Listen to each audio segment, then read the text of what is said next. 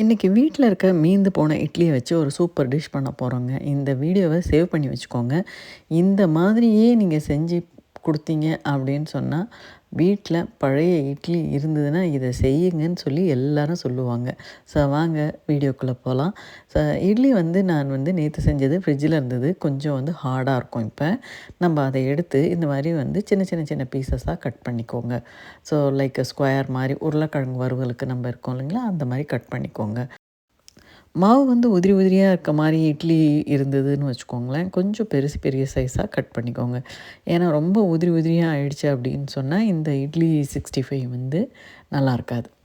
இப்போ நம்ம கட் பண்ணி எடுத்தது எல்லாத்தையுமே மீடியமான ஃப்ளேமில் ஆயில் விட்டு நல்லா பொரித்து எடுத்துக்கணும். நல்லா கொஞ்சம் ப்ரௌன் ஆக வேண்டாம், கொஞ்சம் எல்லோ, அந்த கோல்டன் எல்லோ கலர் வர்ற அளவுக்கு நம்ம லைட்டாக நீங்கள் போட்டு எண்ணெய் நல்லா சூடு ஆனதுக்கப்புறம் கொஞ்சம் மீடியமான ஃப்ளேமில் வச்சு நல்லா வறுத்து எடுத்துக்கோங்க. ரொம்ப மொறுமொறுன்னு ஆக வேண்டாம், லைட்டாக இந்த மாதிரி கலர் மாறினோடனே எடுத்துருங்க.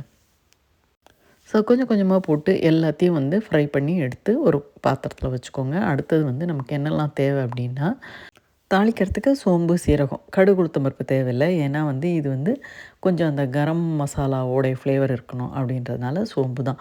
நான் நல்லா சோம்பு நிறைய எல்லாத்துலேயும் சேர்ப்பேன். ஏன்னா அது ஜீரணத்துக்கு ரொம்ப நல்லது. ஸோ கொஞ்சோண்டு சீரகமும் கொஞ்சம் சோம்பும் போட்டு தாளிச்சிட்டு வெங்காயம் பொடியாக நறுக்கி போட்டுடுங்க.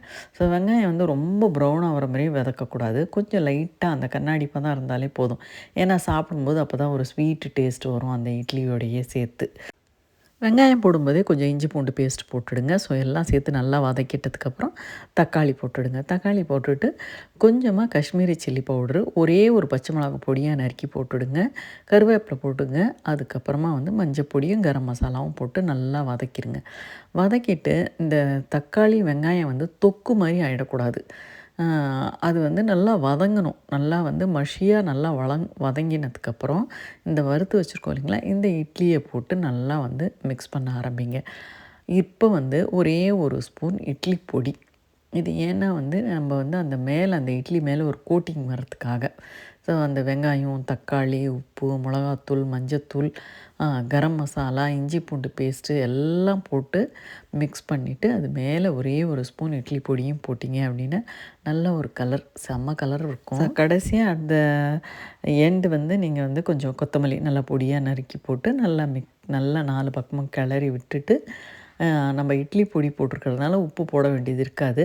கொஞ்சோண்டு எடுத்து டேஸ்ட் பண்ணி பாருங்கள். சப்போஸ் கொஞ்சம் சப்புன்னு இருக்க மாதிரி இருந்தால் ஒரு துளி உப்பு எடுத்து மேலோடு நல்லா தூவி விட்டு அந்த கொத்தமல்லியோடு சேர்த்து நல்லா மிக்ஸ் பண்ணிவிடுங்க. மிக்ஸ் பண்ணி எடுத்து சாப்பிட்டு பாருங்கள், செம்மையாக இருக்குங்க. தேங்க்ஸ் ஃபார் வாட்சிங். தேங்க்யூ.